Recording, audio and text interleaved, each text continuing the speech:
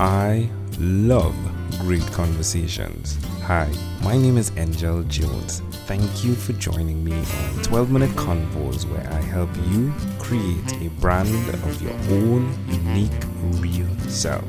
Listen in as I have conversations with amazing people from all over the world. Good night, Jude Klassen. How are you going on this wonderful, beautiful night? I'm having a beautiful evening. My best friend from Vancouver is here, and my daughter's getting ready to go to karate. It's all good. That sounds good. Sounds like fun. Ooh, Yeah. How far is your daughter in karate? She has her green belt. Sweet. That's great. It's hard to keep up. That's good. Well, tell us, what part of the world are you in? You said Vancouver. No, you said your friend is from Vancouver. Yes, I'm from Vancouver originally, but I've been living in Toronto. Okay. Toronto, Ontario for quite a while, about 12 years. Wow. Yeah. We love the number 12 here. But Jude, please do tell us, which of your talents is responsible for us connecting at this time? Well, I believe it's my filmmaking career that brought me to your attention. It may have been, I have been a podcaster. Yes, podcaster. Yes, you were a podcaster. Yes. I used to do 10 questions, kind of like the Vanity Fair Proust questionnaire, which yours reminds me of as well, kind of deep questions. And then I made a feature film, which is kind of my world right now. I wrote it and directed it, and it's a musical, an environmental musical comedy. Love that. Love that. Explain that to us. An unromantic musical comedy. Yeah, it's unromantic and environmental because it's basically the story is about a single mom who I play, and her and my daughter was 11 at the time we started shooting. So I have this precocious climate activist daughter I'm having all these intense conversations with while my dysfunctional romantic life is unfurling and everything is atrophying, the planet, my relationship with my singer-songwriter boyfriend. And so it's a very fun, kind of joyful film with really amazing tunes, but it's also pretty profound and about the times that we're living in and how we explain all this to our kids and that kind of thing. Yeah, it's deep stuff, right? It's deep. but covered with the beautiful fabric of comedy. Exactly. Comedy is a very useful tool, as is music. Makes it all go down pretty well. Yeah. I like to have some comedy and music on the podcast. Now, we didn't say the name of it. It's called Love in the Sixth, right? That's correct. Yeah. Wonderful. And as you may know, Toronto has the sixth as a nickname given to it by Drake. I did not know that. Yeah, it's but that isn't actually where the title comes from. It's that we're living in the sixth extinction. A science writer for the New York Times wrote a nonfiction book about the species that we're losing currently, and that it's a human-created extinction.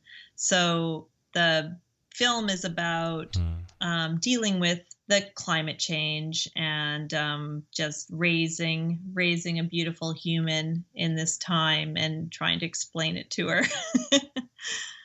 So that's where the comedy comes in. But it's dark comedy.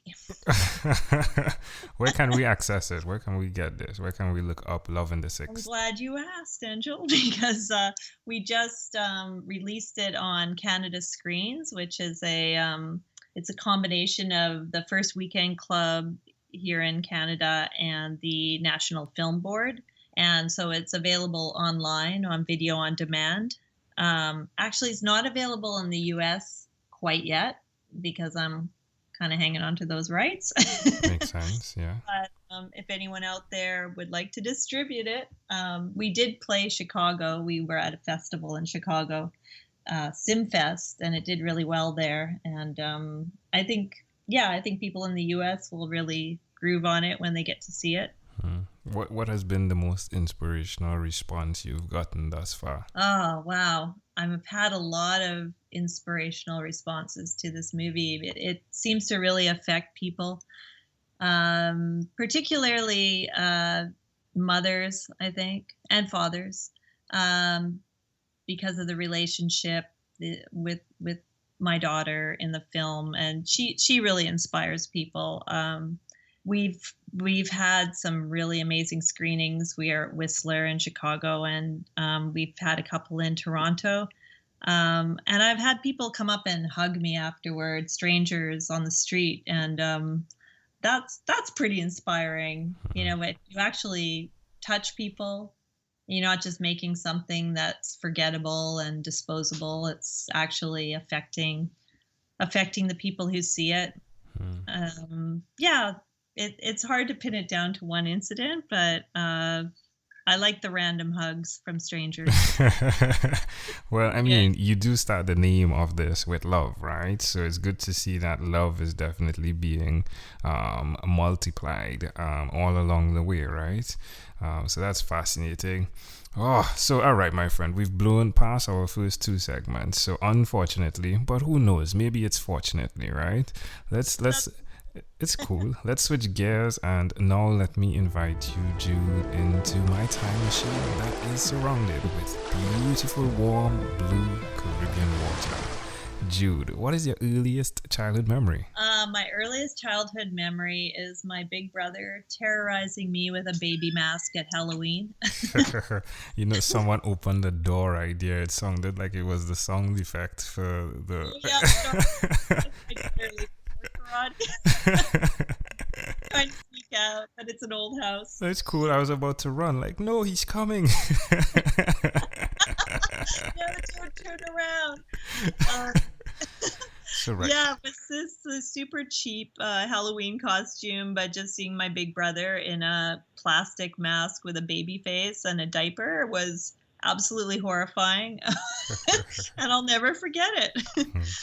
How old do you think you were? I must have been about 3 years old. Wow. Yeah. So why do you think this memory is so clear? I think we remember, great joy, great sorrow, and having the crap scared out of us. That's amazing. Can I offer an interpretation to the thought picture you created in my mind? Absolutely. I love the beauty of what you expressed when you said that the human being and raising a human, and that for that human to be in its truest form, and how that is becoming extinct, and to see that image where your brother is coming in there and scaring you, right? And to see that child reacting in what looks like the bubble of humanity in terms of the emotions, the terror, but at the same time you're learning and you're growing, right? I just find that pretty amazing. And again, it's definitely unromantic, right? Definitely. If we fast forward to when you were 12 years old, what was your favorite song? We were a big Beatles household. I was the youngest of 6 kids. I am the youngest of 6 kids. And so I remember thinking, Hey Jude was about me. And nothing was about me, So I just wanted to crank that song all the time. Did you see before we started when I messaged and I said, Hey Jude? Because it was like, yeah, Hey Jude. I'm pretty used to that. Yeah, but, I can imagine. Yeah, I love it. That's amazing. My band actually played Hey Jude at the after party for our last screening. When circled me and sang it, and it was like, this is amazing. Well, Jude, Hey Jude, we have arrived at our destination. But before we get off this time machine, there's a small declaration form. So it'll be yes or no, possibly a bit more. We're going to move pretty quickly here. Are you ready, Jude? Yes, I'm ready. Jude, have you chosen someone to pass on your skills to? I would say my daughter, if she wants them. Are you married? Not anymore. Do you have other children than your daughter? No. Do you believe? Okay.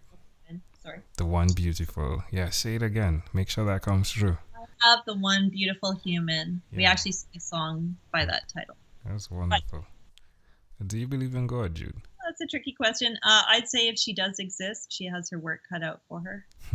Do you have an inner circle of friends? Yes, I have a very large inner circle of friends. All the people I create with, and I like to go deep or go home. Do you watch TV for more than 3 hours a day? Occasionally, only when I'm binging. I've written for and about TV, so I do watch a fair bit, and I think some of the shows on right now are amazing. Like Black Mirror is, I'd say, my favorite at the moment. What about screen time? The phone and the computer, is it more than 8 or less than 8 hours a day? I really don't want to think about it. It's probably up there because one of my gigs is working at an Apple store and I help people with their technology. So I'm staring at everybody's screens all day long. Wow. Jude, if you, my friend, had to share with us your own unique real statement, a statement that represents who you are, what would you sum that up as? Don't take it personally. It's all material. Love it. Jude Klassen, this was such a great pleasure. Before you leave, is there anything else you'd like to share with our amazing audience? I just want to thank them for listening and thank you for interviewing me. It's been an absolute pleasure and I really love your show. Thank you. Thank you very much. Jude Klassen, again, thank you for being on what is inspired by 12-Minute Convos with Angel Jones. Thank you. Thank you for being on 12-Minute Convos with Angel Jones. Stay tuned for more from our advertisers. Diabetes is a mountain pandemic. It's a disease that's not acute but chronic.